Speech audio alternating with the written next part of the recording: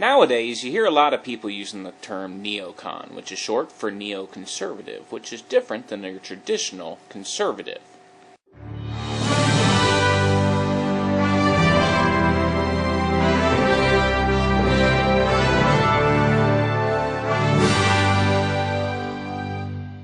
So you may be asking yourself how you can tell if you or someone you know is a neocon. If you have named your sons Rudy, Jeb, or Scooter, you might be a neocon. If you believe that shut up is a reasonable response in a debate, then you might be a neocon. If you have ever called CNN the Clinton News Network, you might be a neocon.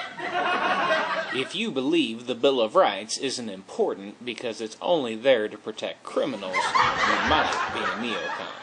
If you still believe that there are weapons of mass destruction in Iraq, you might be a neocon. If you believe that Michael Savage represents a voice of reason, you might be a neocon. If you believe that the biggest problem with NAFTA is that it didn't go far enough, you might be a neocon. If you think we made mistakes in the war in Iraq, but we'll get it right the second time, you might be a neocon. If you want the military to add 100,000 more soldiers, but think your sons are serving the country by helping get you elected, you might be a neocon. If you believe that a man marrying another man is an abomination, but a man marrying his second cousin is okay, then you might be a neocon and a redneck. If you have ever used the phrase Islamo-fascist, you might be a neocon.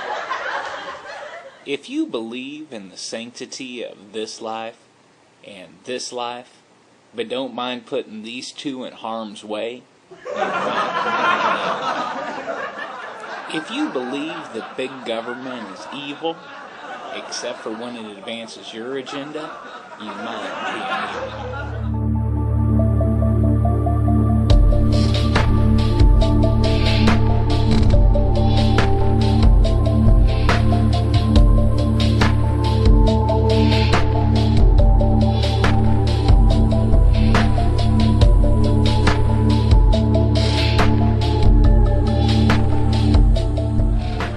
If you still believe that Middle Eastern countries hate us because of the freedoms that she has instead of what we do to them, you might be a neocon.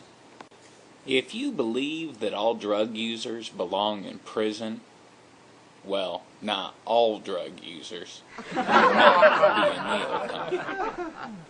If you believe that Fox News is fair and balanced, you might be a neocon. If you believe that stopping the Iranian nuclear program is the key to taking away the weapons the terrorists need to attack us, you might be a neocon. If you explain difficult foreign policy issues by using phrases like "we broke it, we bought it," you might be a neocon and a dummy. If you claim to be opposed to the war in Iraq, but won't promise to have the troops home by 2013, you might be a neocon. If you believe that we have the right to police the world because God loves us more, you might be a neocon. If you advocate wiretapping mosques while you practice a religion that doesn't allow the general public into your temple, you might be a neocon. If you believe that we need a strong military to spread freedom and democracy around the world, you might be a neocon.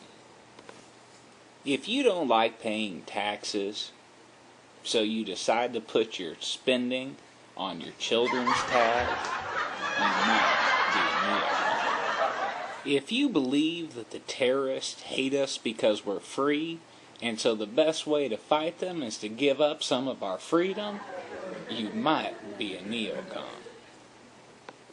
If you believe that your party can win a general election while supporting a war that 70% of Americans are opposed to, then you are definitely a neocon.